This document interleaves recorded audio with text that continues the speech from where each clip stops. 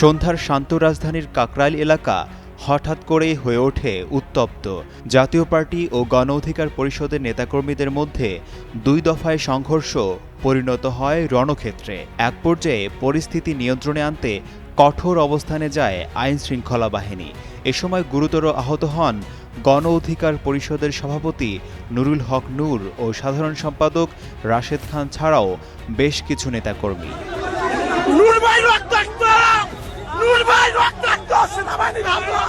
শুক্রবার রাতেই মুমূর্ষু অবস্থায় ঢাকা মেডিকেল কলেজ হাসপাতালে ভর্তি করা হয় নূরকে। সেখানে আইসিইউতে চিকিৎসাধীন রয়েছে গণ অধিকার পরিষদের এই নেতা। দলীয় প্রধানের উপর এমন সহিংস ঘটনায় দেশ জুড়ে রাজনৈতিক অঙ্গনে শুরু হয় ব্যাপক তোলপাড়। ভাঙচুর চালানো হয় দেশের বিভিন্ন স্থানে থাকা জাতীয় পার্টির কার্যালয়ে।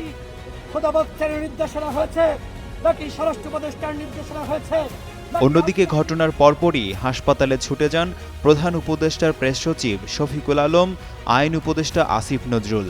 সে সময় এই ঘটনার নিন্দা জানাতে গিয়ে গণ অধিকার পরিষদের নেতাকর্মীর তোপের মুখে পড়তে হয় আইন উপদেষ্টাকে। তখন বিভিন্ন স্লোগান দিতে দেখা যায় নেতাকর্মীদের। এদিকে নুরুল হক নূরের উপর এমন হামলা করাকে নৃশংস ও ন্যাক্কারজনক বলছেন বিএনপি, জামায়াত, এনসিপি সহ বিভিন্ন রাজনৈতিক দল। তাদের আলাদা বিবৃতিতে এই হামলার সাথে জড়িতদের দ্রুত আইনের আওতায় নিয়ে আসার জোর দাবি জানানো হয়। এ সময় আইন শৃঙ্খলা বাহিনীর দিকেও অভিযোগের তীর ছোড়ে রাজনৈতিক দলগুলো।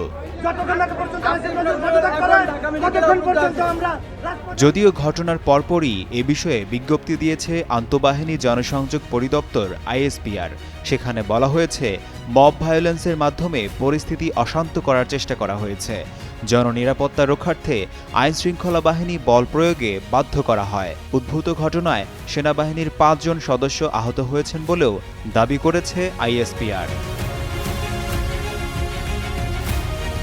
এর আগে শনিবার রাতে রাজধানীর কাকরাইল এলাকায় জাতীয় পার্টি ও গণ অধিকার পরিষদের নেতাকর্মীদের মধ্যে সংঘর্ষের ঘটনা ঘটে। এ সময় আহত হন দলের সভাপতি নূর সহ বেশ কিছু নেতা। যদিও পুরো ঘটনার জন্য একে অপরকে দুষছে দুই দল। আশিকুর রহমান, যুগান্তর নিউজ।